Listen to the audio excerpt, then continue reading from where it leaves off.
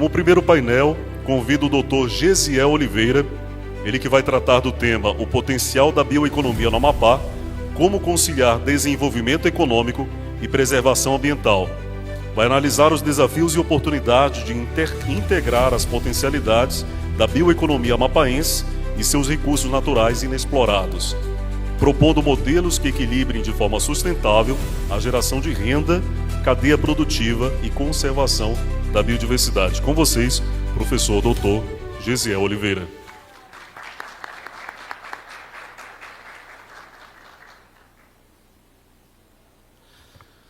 Boa tarde a todos.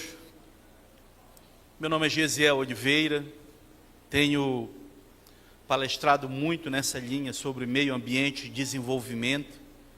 Há poucos dias estive na Universidade da Guiana Francesa, estive aqui também há poucos dias palestrando naquela conferência sobre petróleo e gás, uma temática muito importante que vem dia após dia ganhando atenção não só dos amapaenses, mas principalmente do Brasil, que está assistindo o que está se desenrolando aqui no Amapá. Eu quero começar aqui, pode colocar o primeiro, nós vamos acompanhar aqui, me ajuda no tempo aí, doutor Tony, tá? E eu quero falar exatamente sobre isso, o potencial da bioeconomia no Amapá. Eu quero fazer um panorama geral sobre a importância, mas não só dos aspectos das suas potencialidades naturais, mas mostrar a própria posição geoestratégica, geopolítica, a importância de tudo isso nesse momento que nós vivemos. Então, como vocês veem aqui, o Amapá, na região amazônica, destaca-se pelo enorme potencial para desenvolver uma bioeconomia sustentável que une o crescimento econômico, geração de renda e preservação ambiental. Sabemos que 73% do território do Amapá é protegido por algum modelo de reserva ambiental, e isso é ideal para modelos econômicos baseados na biodiversidade. E aqui nós vamos explorar essas oportunidades e desafios da bioeconomia amapaense, abordando os recursos naturais, setores estratégicos e estratégias para equilibrar o desenvolvimento e sustentabilidade. O amapaense precisa conhecer o potencial que existe no Amapá. Estão falando aí agora muito sobre o petróleo, mas o amapaense desconhece que nós temos um potencial biológico tão grande quanto, só que não é falado, não é estudado. Eventos como esse aqui são muito importantes para trazer ao conhecimento, e eu tenho certeza que depois dessa palestra você vai ter uma noção muito diferente da grandiosidade da nossa potencialidade dos recursos naturais amapaenses. Só para a gente começar, nós somos uma das pouquíssimas capitais do planeta banhada pelo Rio Amazonas. O Rio Amazonas tem uma potencialidade gigantesca. Nós estamos aqui próximo da sua foz. O Rio Amazonas ele é maior em tudo, em quantidade de peixe, em variedades. Ele é maior em vazão de água. São cerca de 210 milhões de toneladas por segundo a vazão.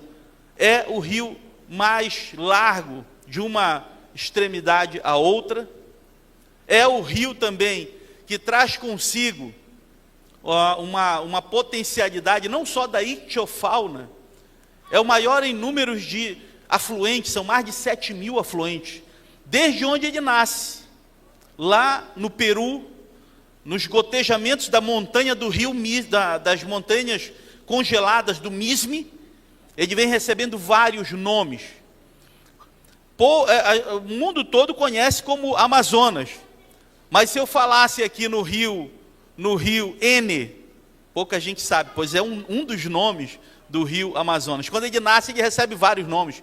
Ele é chamado de Apurimac, ele é chamado de Loqueta, ele depois recebe o nome de Ucaiali, ele recebe diversos outros nomes. Carrua Santa é um dos nomes. Quando ele entra em solo brasileiro, ele é chamado de Solimões. Na confluência com o Rio Negro, passa a se chamar de Rio Amazonas.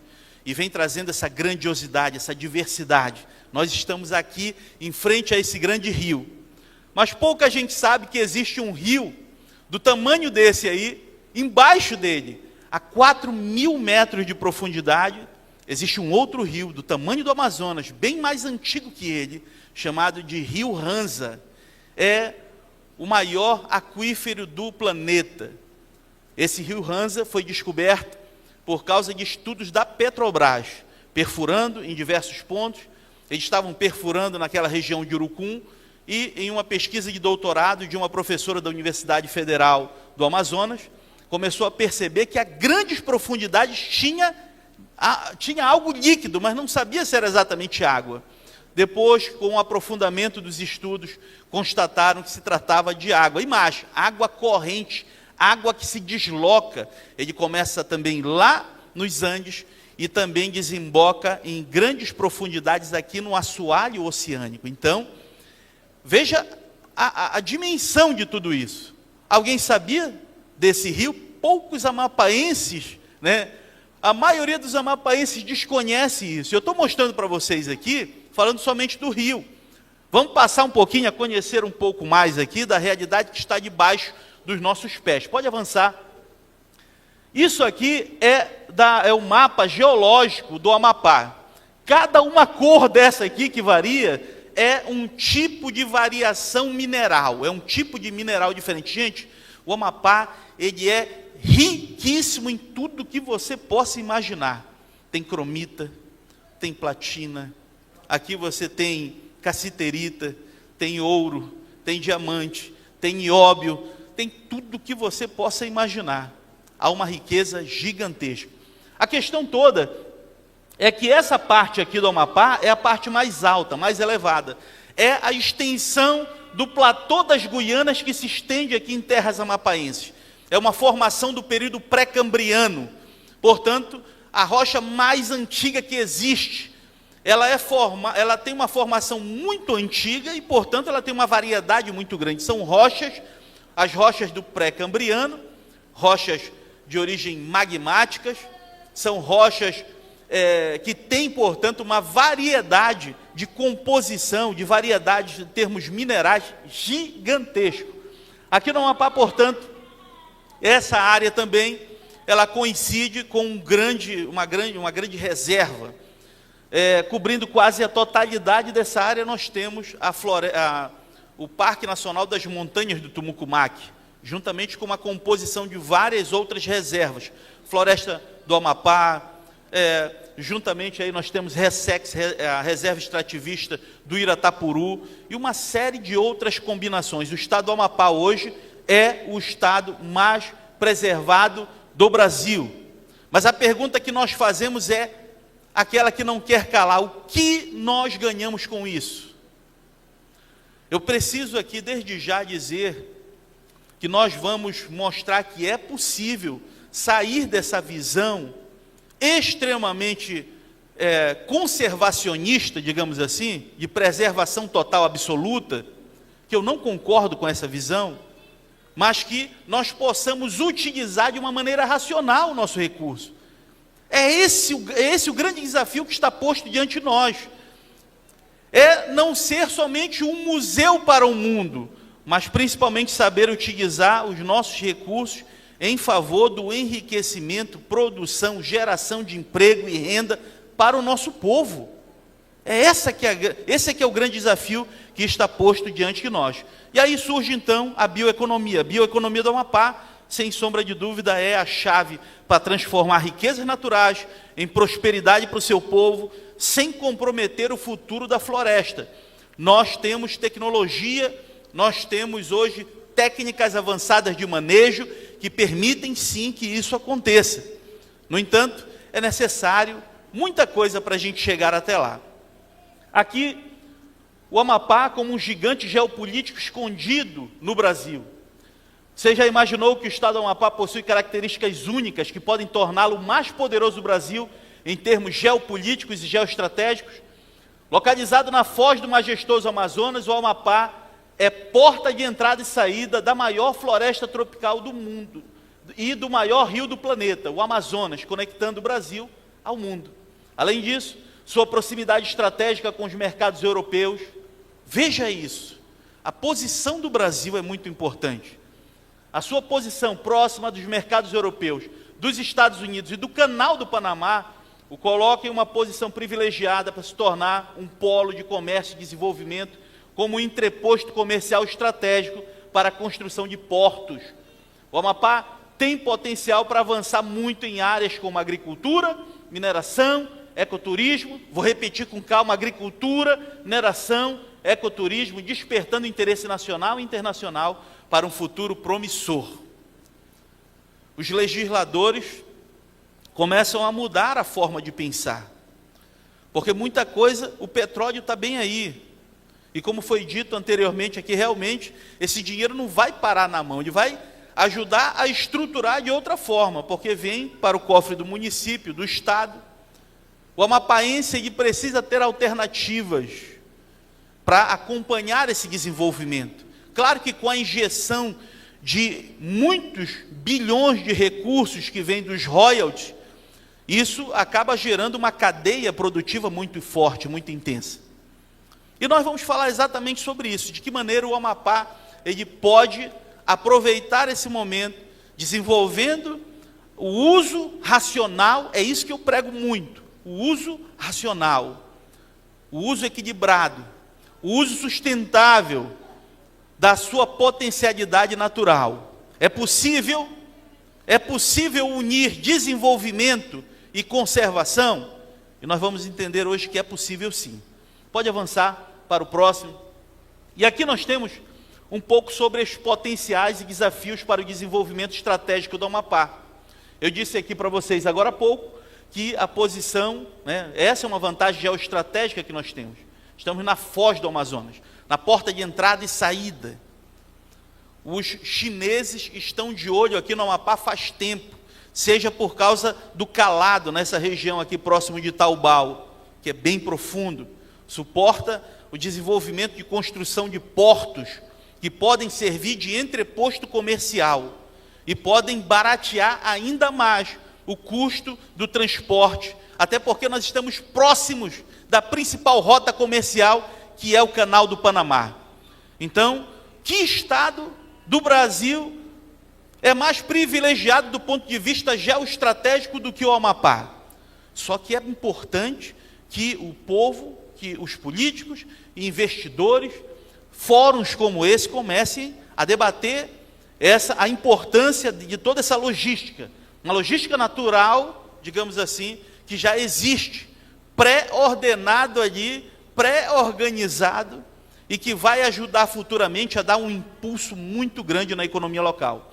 Então veja, o Amapá abriga um mosaico de paisagens naturais altamente biodiversas. Precisa-se criar condições para utilizar o seu tesouro florestal como motor do desenvolvimento econômico. E é esse o grande desafio. Nós temos aqui solo adequado para a expansão da agricultura, seja aqui de soja, milho, arroz e outros grãos.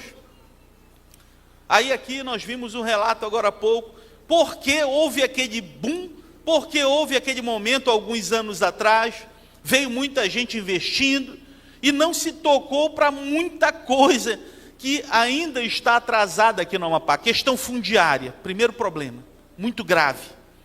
Encontraram, pergunto primeiro, de quem é essa terra? O município diz é meu, o estado diz é meu, a União, não senhor, alto lá, essa terra é minha, ninguém nem sabe. Há uma confusão gigantesca, e isso causa uma insegurança jurídica para o investidor. Quando o investidor começou a perceber toda essa teia burocrática que o Amapá estava imerso, ele disse, espera lá que eu não vou envolver, não vou continuar injetando aqui, isso aqui é inseguro, isso é incerto. E resolveu então injetar recurso lá em Roraima, que está avançando a passos rápidos, em termos de... Por quê? Porque lá os embaraços burocráticos foram muito mais diminuídos, os deputados entraram em ação e fizeram uma reforma tributária no ponto de vista da legislação que melhorou muito para quem quer investir. Enquanto isso, a gente fica aqui, criando taxa, aumentando tarifa, colocando todo tipo de ordem burocrática para impedir quem quer investir. A tal ponto que o professor Adilson Garcia, foi meu professor de Direito na Universidade Federal, certa vez, ele escreveu um artigo dizendo: invista no Amapá e se torne criminoso. Verdade, porque com pouco tempo você vai ver o que acontece, o peso de ação judicial. Vem Ministério Público buscar tanta coisa de ordem ambiental, há um levantamento do INCRA que vem para cá, é o Instituto de Terras, é um embaraço gigantesco, surge grileiro no meio da parada, é uma confusão terrível. No final, o investidor que só queria poder transformar, produzir, acaba se transformando em criminoso, sai daqui com 2, 3, 4 processos na costa. A gente tem que ter essa visão de desenvolvimento, a gente tem que ter essa percepção para entender que se a gente não trabalhar com organização, como falou o professor, que precisa de organização, o que precisa é de um planejamento. O que é que está atrapalhando? É a legislação? O que é que está atrapalhando? Infelizmente, nós vamos, se não mudarmos isso, vamos continuar a ver navios. A gente precisa ter uma visão de empreendedor, passar a enxergar as coisas com uma visão cada vez menos burocrática, porque o que está emperrando o nosso avanço há décadas, acreditem, é burocracia no Amapá, que é quase intransponível para quem quer investir. E aqui nós temos recursos naturais e ambientais. Veja só, 70% do território está no platô das Guianas, eu mostrei para vocês no mapa anterior, com vastas reservas minerais, inclusive uma parte gigantesca do Renca. O Renca, aquela reserva que foi criada em 1984, que inicialmente achava que tinha só cobre naquela região. Só que depois descobriram que essa região que fica entre o Amapá e o Pará, e pega uma área de 4,7 milhões de quilômetros quadrados, tem uma riqueza mineral gigantesca, muito ouro, muito ferro de altíssima qualidade, melhor do que o ferro que existe, está sendo explorado lá em Carajás, nós temos aqui. Cobre, e uma variação, uma combinação de diversos outros elementos, que eu vou mostrar para vocês daqui a pouco. Maior reserva ambiental mundial, Parque das Montanhas do Tumucumaque, que poderia pelo menos estar sendo utilizada para fins de ecoturismo, e nem isso o Amapá tem ganhado. Já que o brasileiro é proibido, o amapaense é proibido adentrar lá dentro, se não for com uma autorização do IBAMA, a gente poderia pelo menos utilizar, já que nós, olha, foi o maior estelionato ambiental que o Amapá sofreu em 2002, com a criação desse Parque das Montanhas do Tumucumaque. Disseram para o amapaense, que nós iríamos receber os recursos decorrentes do sequestro do carbono. E lá na Guiana Francesa, quando o Greenpeace veio me perguntar, eu perguntei para os ambientalistas lá, eu quero que vocês me respondam aqui, para onde é que foi parar os bilhões destinados para este fundo do sequestro do carbono, porque não foi parar para melhorar a vida do nosso caboclo, nem do nosso indígena. E estão lá, tudo protegido. Tem municípios que a proteção foi tão grande que ficaram reduzidos. Por exemplo, o município de Laranjal do Jari só pode utilizar 5% da sua área espacial, 95% comprometido. Meu Deus, como é que a gente pode pensar em desenvolvimento dessa forma? Oiapoque, a área é menor ainda, 97% do Oiapoque, é só o núcleo urbano ali, todo o resto é protegido por 6 outros tipos de unidades. Então, o Amapá precisa se preparar para isso. Nós viramos vitrine mundial ambientalista, é muito bonito ir lá fora apresentar esses números nas conferências da Europa. Mas como seria importante de mostrar a realidade do povo que vive abaixo da floresta, aquele povo caboclo, o indígena, que tem os piores IDHs. O pior IDH do Brasil está aqui no meio da Amazônia, no município chamado de Melgaço. O pior IDH do Brasil não está lá no sertão do Nordeste, está aqui na Amazônia, cercado por riqueza, mas praticamente tudo protegido, não pode tocar em nada. Portanto, é necessário que a população do Amapá consiga entender que que o nosso discurso aqui, a gente não precisa de mais reservas.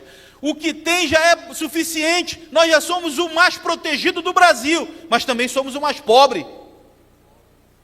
Vou repetir, nós somos o mais protegido do Brasil, mas somos o mais pobre.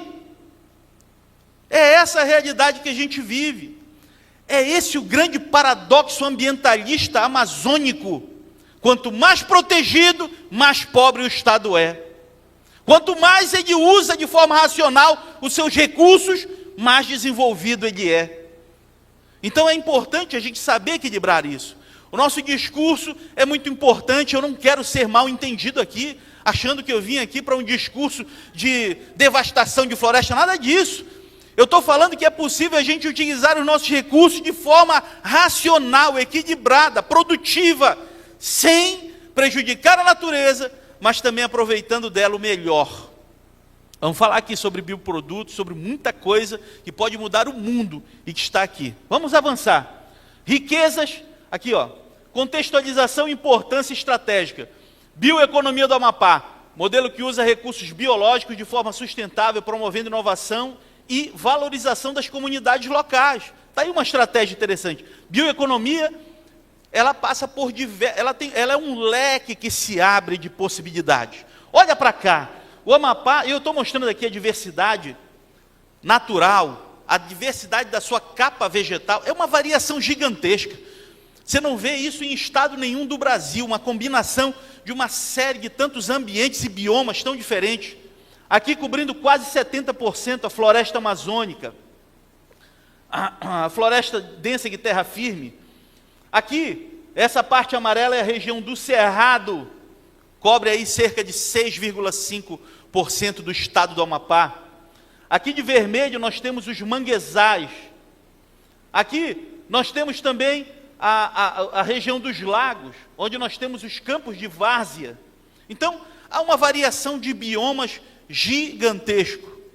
E a riqueza que existe é muito grande. Escute, esses dias agora, nessa conferência lá na Guiana Francesa, eu vi um cientista falando sobre a riqueza que existe nos insetos.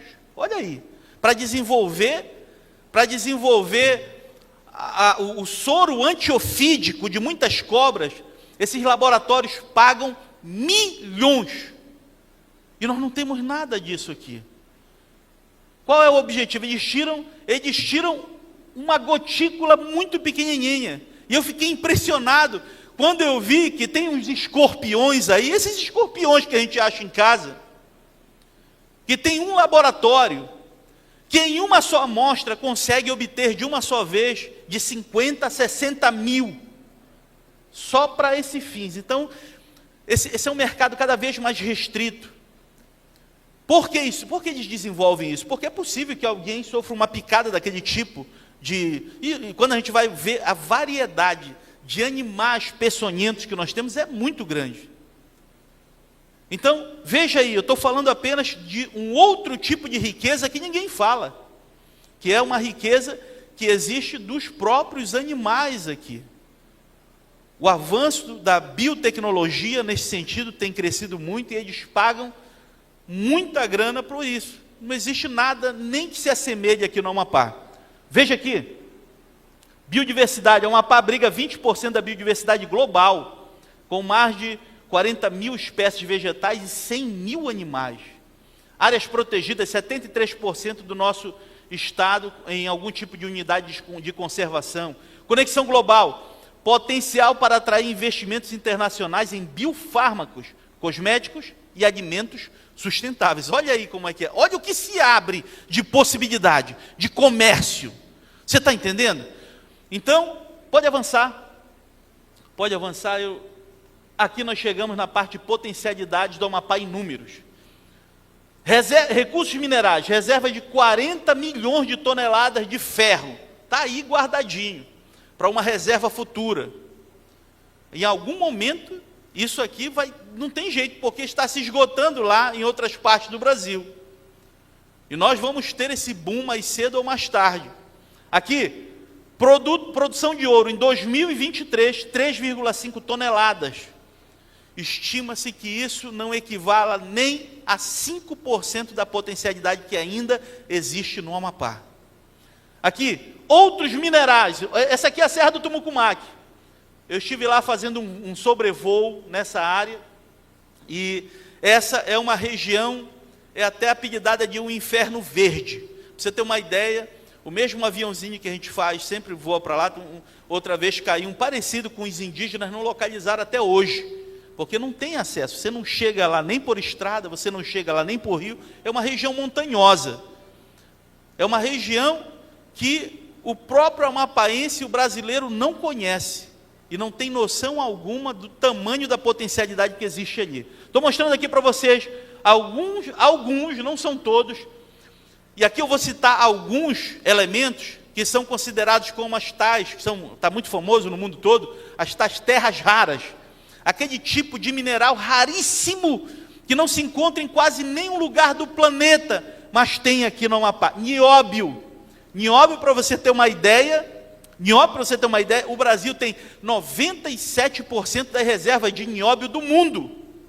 Uma parte grande está na Cabeça do Cachorro, município de São Gabriel da Cachoeira, no Amazonas. E outra parte está aqui no Amapá, nessa região aqui, do Renca. O nióbio, ele tem uma combinação que serve para fazer um monte de coisas, desde dos componentes do teu celular, até os aviões os foguetes do Elon Musk, são feitos com combinações de um tipo raríssimo, que é o nióbio.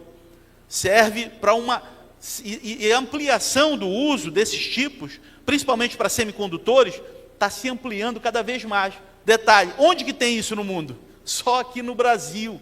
E no Brasil, onde que tem? Só lá no Amazonas, um pouquinho lá na Paraíba e aqui no Amapá. Eu estou mostrando para você. Detalhe, o Canadá, quase 20% de toda a produção, de tudo que entra no Canadá, é do nióbio. Por quê? Porque se 97% está aqui, os outros 3% está no Canadá. E lá eles estão aproveitando. Meu amigo, aproveitando muito. Porque eles não só extraem, como também produzem muitos dos produtos lá mesmo. Então veja, o tamanho da riqueza que nós temos aqui. Manganês, ferro, caulin, cromita, cassiterita, columbita, tantalita.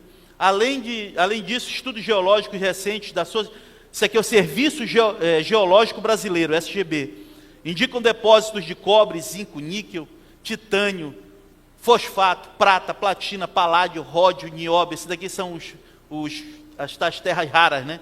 Tântalo, zircônio, urânio e um zilhão de coisas. Resumindo, toda a tabela periódica está aqui nessa região. Muita coisa. E veja só, especialmente em terrenos pré-cambrianos que cobrem 71% da área estadual do estado do Amapá. Desafio: regularização fundiária e evitar, claro, impactos ambientais. Ninguém quer isso. Há tecnologia para isso? Sim. Sim. Há exemplo do que eu citei, da forma como é explorada nos Estados Unidos e também no Chile, é muito avançado nesse sentido, e também no Canadá. Existe sim tecnologia, né, que permite esse tipo de exploração sem impactos. Agronegócio e terras. Dos 142 mil quilômetros quadrados que tem o Amapá, cerca de 10% agora, né, com essa modificação, agora que nós chegamos em 10% que estão aptos, ou seja, que estão disponíveis. 10% das nossas terras estão prontas para começar. Só que diz que quem levou picada de cobra tem medo até de minhoca. Então, os que investiram há pouco tempo atrás estão cabreiros, estão esperando. Né? Eles vão voltar? Certamente que vão. Especialmente depois desse boom que vem se aproximando aí do petróleo. Anotem isso.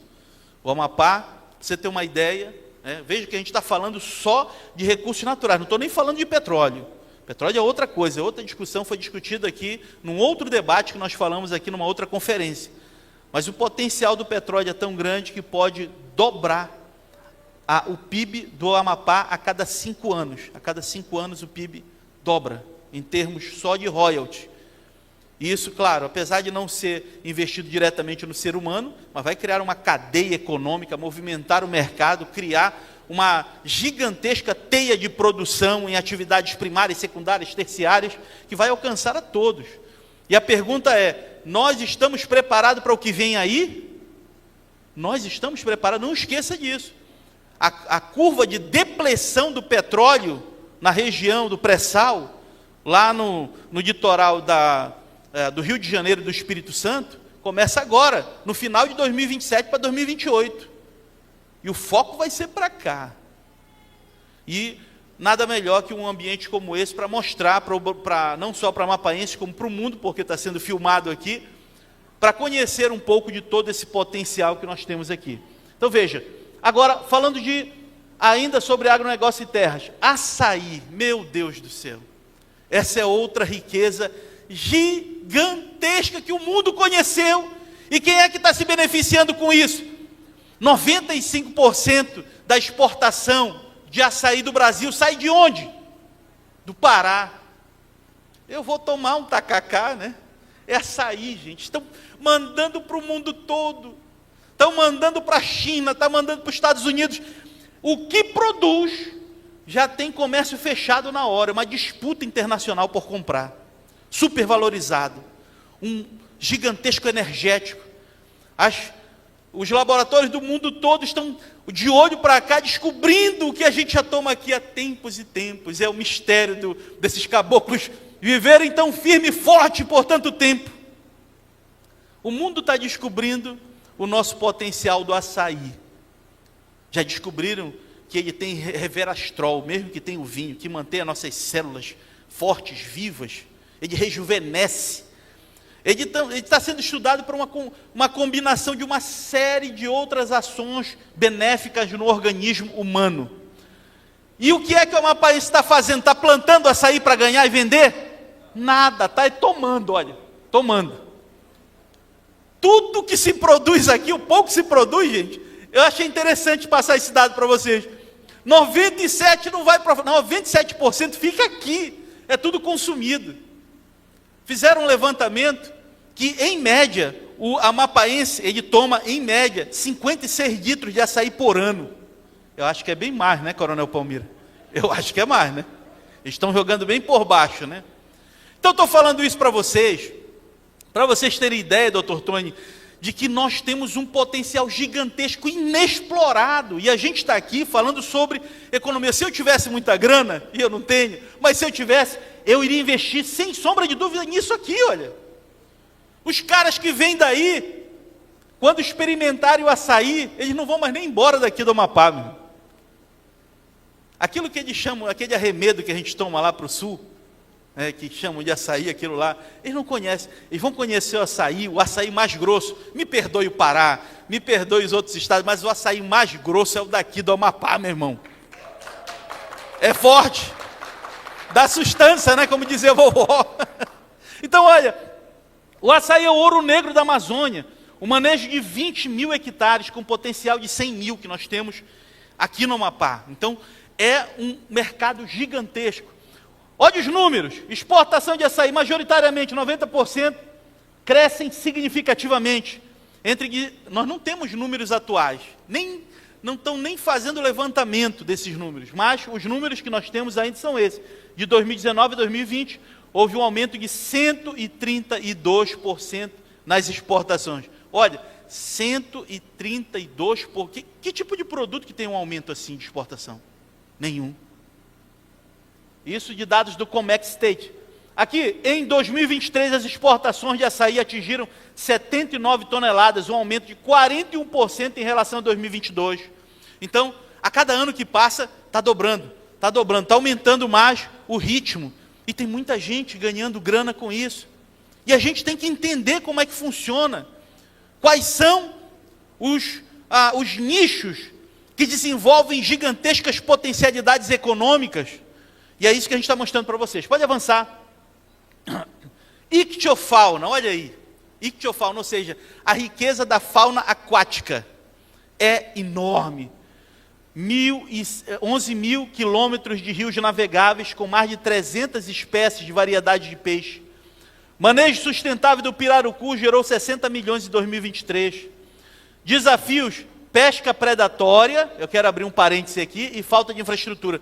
Gente, há muito tempo que o Ministério Público precisa agir, porque os chineses estão vindo aqui na costa do Amapá. É só conversar com o pessoal que pesca ali em Calçoene, eles sabem disso. Eles vêm encher os navios, aí vão embora, levam embora, por alto mar, vão vender em outros lugares.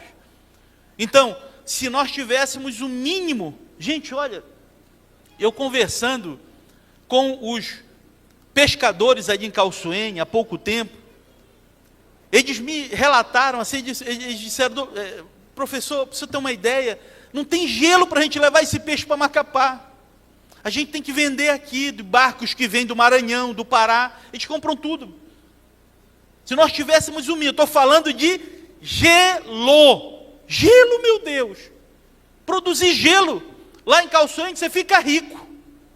Você está entendendo? É disso que a gente está... Eu estou falando que nós estamos muito distantes ainda de entender a potencialidade que existe aqui neste pedaço abençoado que nós chamamos de Amapá, viu?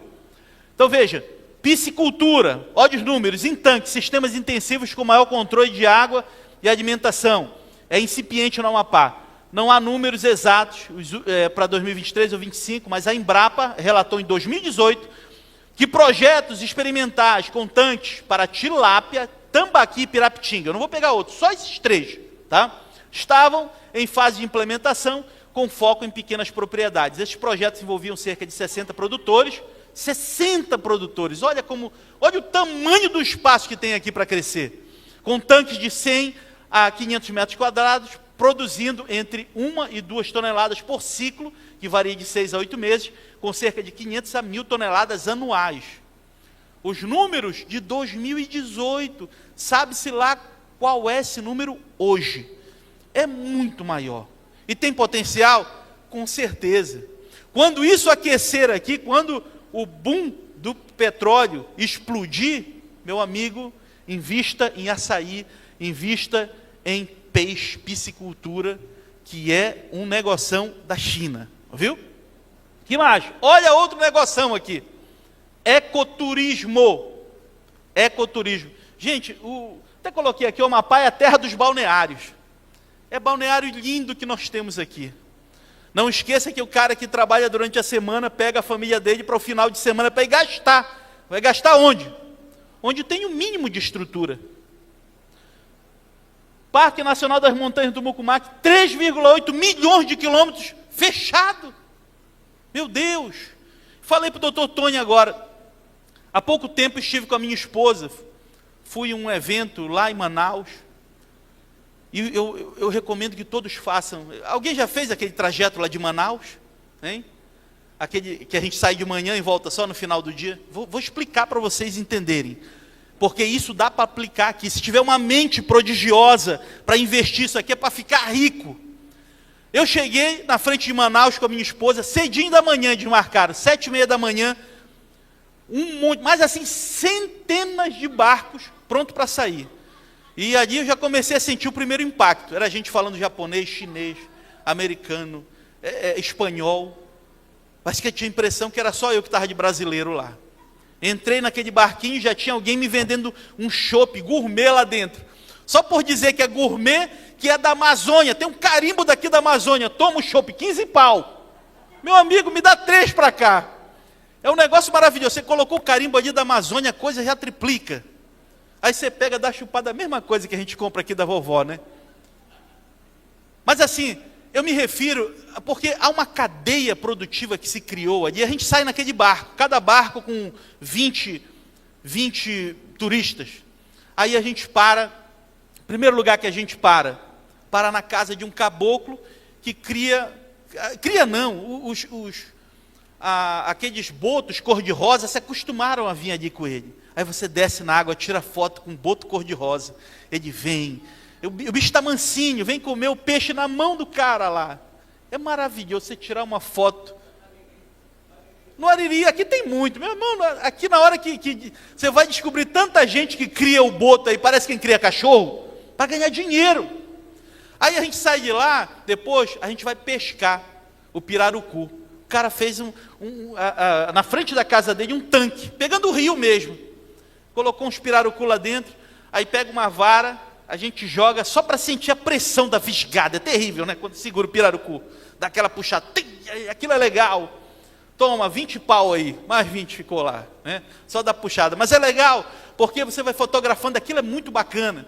Você sai de lá, vai vai almoçar no meio do rio, num restaurante flutuante. Você está vendo tanto de gente ganhando dinheiro aí? Você está vendo os caboclos ganhando dinheiro, vendendo? Aí chega lá, tem um monte de gente, tudo bem preparadinho, tudo bem arrumado. Os filhos dos caboclos de lá, tudinho, ganhando dinheiro. A gente come no meio do rio, flutuando, olhando, fica impactado. Sai de lá, a gente vai andar na copa das árvores. Fizeram uma ponte, subindo, andando. Tem hora que você olha por cima da floresta, o macaquinho vem comer na tua mão. Cara, aquilo é espetacular. E eu fico pensando, meu Deus, como ninguém pensou nisso no Amapá? Como ninguém pensou nisso, cara? Isso aqui é uma mina de dinheiro. E eu estou falando isso aqui, e eu espero que algum investidor que esteja me assistindo comece a fazer, porque me perdoe os manauaras, mas aqui tem muita coisa bonita para mostrar. Tem muita coisa linda. E eu vou ser o primeiro a entrar quando começar esse tipo de investimento aqui. E a gente vai andando, e dança com os índios, e termina o dia num pôr do sol maravilhoso, lá no Rio Negro, aquela coisa linda. A gente chega cansado, arrebentado, tudo queimado, alegre, com vontade de fazer de novo. No outro dia que a gente vai ver o tamanho do pré-joca no nosso bolso, né? A gente nem sente, paga com gosto. Isso é ecoturismo, isso é ideia. Tem que criar essa mentalidade de lugar onde existe ecoturismo forte. Você chega lá em Fortaleza, cara, eles só faltam te cobrar o que você respira, cara. Não é verdade? Você dá um passo, o cara pensa, existe várias formas. Eu estava com a minha família passando férias em Maragogi. Um cara leva uma câmerazinha daquela e ganha dinheiro tirando foto. Sabe aquelas maquininhas que você tira foto e sai na hora? Cara, eu mergulhando com a minha família no meio dos peixes ali, a oportunidade de ter uma foto tirada. Quem não vai pagar apenas R$70? Você entende? Então tem que ter essa mentalidade. A cadeia de pessoas ganhando dinheiro é muito grande. Isso é dinheiro que entra, isso é mercado que aquece. Isso é o ecoturismo com a sua força total. Cara, eu fui aqui nesse lugar. Quem já foi aqui? Alguém já foi? Cara, você precisa fazer, você tem que ir lá. Serra do Navio. Serra do Navio. Isso aqui, olha, procura esse cara aqui, o Whirley. Eu espero que o meu recado chegue para essa fera, o Whirley. Cara, você tem que ir no passeio desse cara, é espetacular. Isso aqui, durante o início da manhã, a gente tem a impressão que a gente está no meio das nuvens. A gente tira aquela foto com os pés nas nuvens, o horizonte nascendo, o sol nascendo entre as nuvens, a gente saindo de dentro da barraca, friozinho, da Serra do Navio. E ali embaixo, olha, você toma o banho naquela água quentinha, interessante. A água, você desce, ela está quentinha, naturalmente. Aquela água verde, turquesa, aquela coisa linda. Eu sou apaixonado por Serra do Navio. Eu sou apaixonado por um monte de município aqui, Ferreira Gomes, olha Laranjal do Jari, Oiapoque, tem gente, eu escrevi num blog uma vez sobre os 50 balneários mais lindos do Amapá. Até hoje é o artigo mais de visualização tem até hoje. Já estava, um dia desse fui olhar, estava com 1.200.000 visualizações. É um roteiro para você olhar ali, procure depois no Google que você vai encontrar os 50 balneários mais lindos aqui do Amapá. Então, o ecoturismo é uma potencialidade gigantesca. 50 mil visitantes em 2023, gerando 20 milhões. Hoje esse número é muito maior e vai ficar cada vez maior à medida que se aproxima a chegada desse boom do petróleo, viu? Potencial de crescimento de 15% ao ano com investimentos. Olha aqui, olha.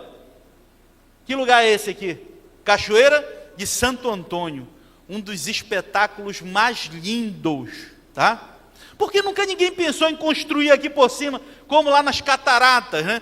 Fazer uma ponte lá por cima, para que a gente possa, né, ter oportunidade. Você já imaginou? Eu pensei aqui em cima, eu estava lá tomando banho com a minha família lá embaixo. Eu digo, por que alguém não pensou em colocar uma tirolesa aqui para a gente descer e cair direto na água? Por que alguém não pensou em fazer aqui um resort aqui em cima? Cara, ia lotar de gente, ia ser uma coisa espetacular.